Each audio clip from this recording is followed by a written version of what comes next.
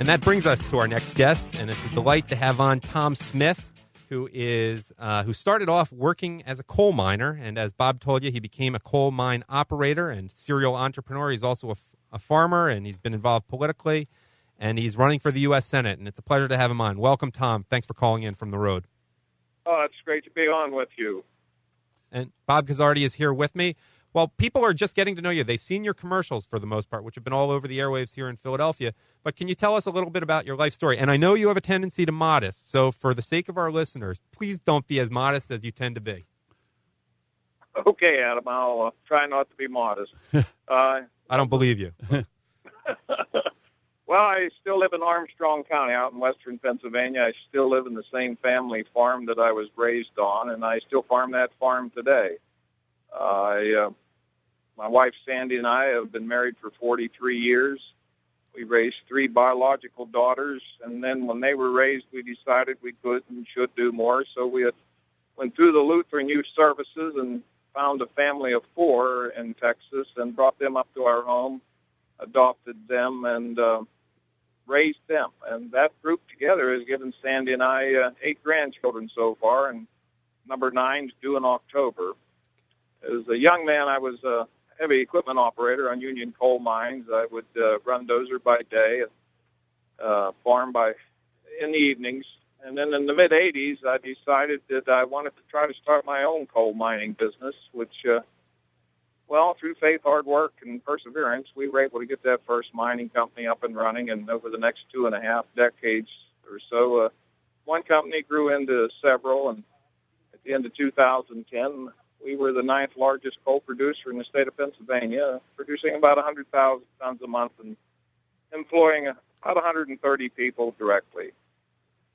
So, Tom, let me. This is Bob Guzzardi. Let me interrupt. And Adam was correct. You're being way too modest. Let me tell the listeners. I can't see Tom. He's on a bus someplace, but he's wearing cowboy boots. His farm is, I believe, 400 acres. It's the same farm that he grew up on. His dad died when he was 20, and so he alone with his mother supported themselves without asking for any handouts from the government. This was the self-reliant conservative that we're looking for. The other point is, Tom, tell us a little bit how you financed the purchase of your first coal mine. Do you still own them? When did you sell them, and what happened to these coal mines? Well, Bob, when you start a business like that, no bank will loan you the money, and that was kind of a cash-intensive. I needed about $800,000 to get the necessary equipment and permits ready, and all the banks said, no, get 2 years old. Well, the free enterprise system is a wonderful thing, and I was able to mortgage our house, Sandy and I did, and got a demand loan and rented that equipment, a month's rent in advance for 6 months. And we made those payments, and after 6 months, there was enough residual value now in that equipment that private loaning institution, it was First Interstate Credit Alliance, would now come forward and make that loan. And I'll never forget it, Bob, but it was 13% interest is what that first loan was. Wow. But, those were the Carter days. They were. And that was a tough time to get things started. But, back then, Bob, I lived in a country where, even a farm boy who knew how to work could follow that dream and achieve success. And I attribute that to, the opportunity that this country gives us all. And, that was Jack Kemp's line. The key to success. It is? Well, he said, work, save, and invest. You worked, you saved, and you invested in a productive business that created jobs and produced goods and services that people wanted. This is, you live the life of a conservative. Just to continue along your modesty or anti-modesty campaign, one of your competitors is putting out an ad that you were a Democrat. As I understand it, you were a Reagan Democrat, and your campaign forwarded it to me confidentially, but I have verified the information that you've contributed over $500,000 to conservative candidates, free market think tanks, free market and conservative organizations. $500,000, a Democrat supporting those kinds of organizations. How did that happen? And would you characterize yourself as a Reagan Democrat? Well, I would, and I've always been a conservative. I've been a conservative my entire life because like I say, I lived that dream and I see how well it can work. Yes, we did those things. We were happy to do them. I've supported, like you said, conservative issues and conservative candidates, well, longer than some of my opponents in this primary has been alive. Correct.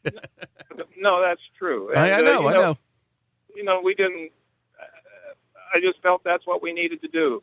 So bottom line is I've been a conservative my entire life, and I continue to be, and that's what I'm pushing today. I still support as many candidates and causes that I can. Pro-life, Commonwealth Foundation, Heritage Foundation, and there's very few candidates that conservative Republicans that I haven't donated to because I believe so much in the conservative cause. And going back to the theme of modesty, no one knows you've done it. This has come out because you were attacked for being a Democrat. You're from Armstrong County, and for those in the Southeast who don't know it, Democrats out in the South, in the western part of the state, are pro-life, support the right to bear arms and defend yourself, and in many, many ways are conservative. There's a union element that obviously you have moved away from. But a conservative Democrat from Armstrong County is far, far more conservative than a Republican from Southeast Pennsylvania. It's not the Democrats of Swarthmore College. No, it's not. They're not liberals out in Armstrong County. These are real Americans, patriotic Americans. I believe you didn't mention that you're a Blue Star dad.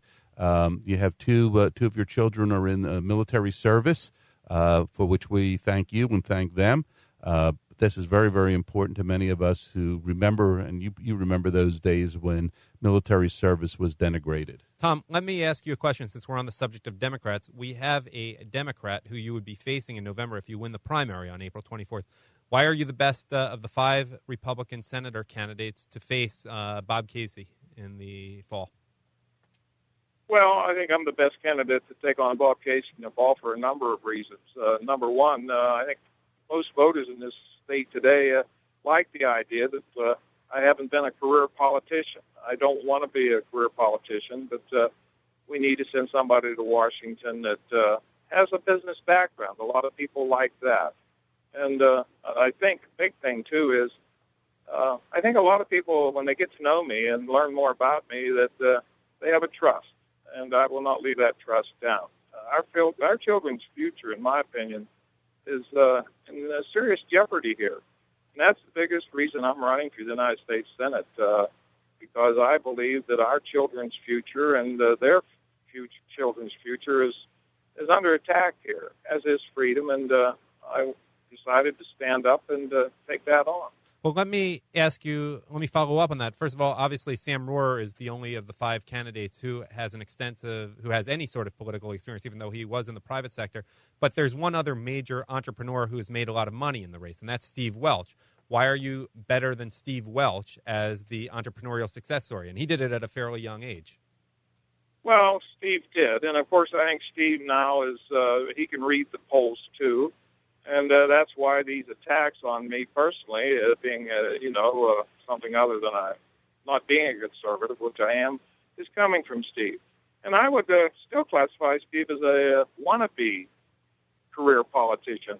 I mean, come on, he's ran 3 different times, by my recollection, and each and every time he drops out or quits. Gentlemen, I've never started anything I didn't finish. I maybe didn't finish it standing up, but I finished it, and I think the voter... Well, no, Steve has a record, and I think, like I say, he wants to be a career politician, but he's been unsuccessful at that. And now, since he's losing this one, too, in the polls, he has to revert to these attack ads.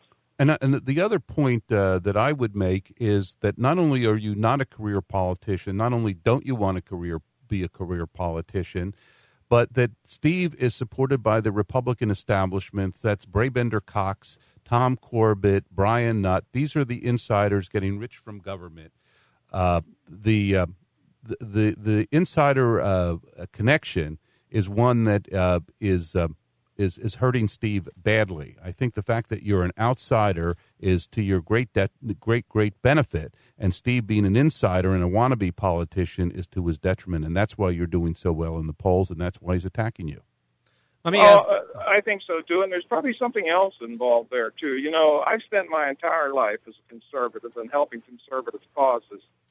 Steve Welsh, he got discouraged and left. I never did. I stayed steadfast to conservative causes and issues. I mean, it's public knowledge that he voted for Obama. It's public knowledge that he had a super liberal Joe Sestak in his home. While he had Joe Sestak in his home talking about liberal policies, I had people like Pat Toomey in my home, and we had fundraisers for Pat Toomey. Mike Kelly was another one. Tom Corbett was another one.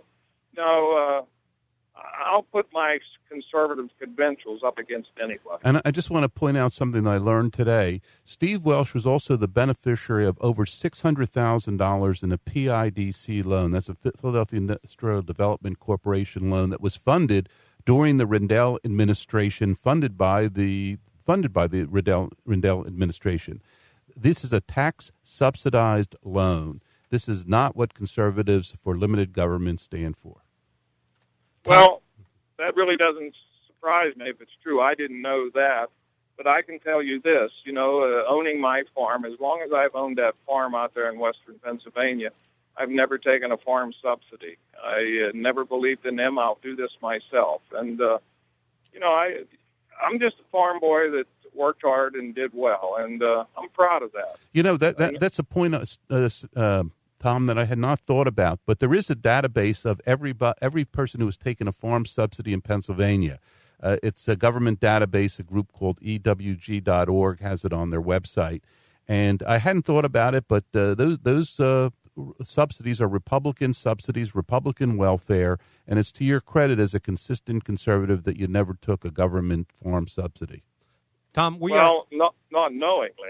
You never know with the government, but I remember years ago when I bought Penview Mining, the state legislator from our area wanted me to take a small business loan to finance that mine, and I said, no, I don't want it. And he says, we have to take it. It's low interest. I said, well, why should the taxpayers help me get this mine started? Besides, I don't want the government entanglements. And he was actually a little bit upset that I wouldn't acquiesce to his request to take a low-interest loan from the state. You keep the government out of my way and most businesses' way, and we will do the job. And the taxpayers will be far better off. Tom, that's a great way to end. You can't end with a better closing than that. I want to thank you for coming on and wish you good luck in the primaries 2 weeks from today in the Pennsylvania primaries. That was Tom Smith, entrepreneur, former coal miner, a coal mine operator, and generally self-made man who is now a Republican candidate for the U.S. Senate in Pennsylvania. Tom, thanks for coming on, and we hope to talk to you again in the future. Looking forward to it. Have a great day.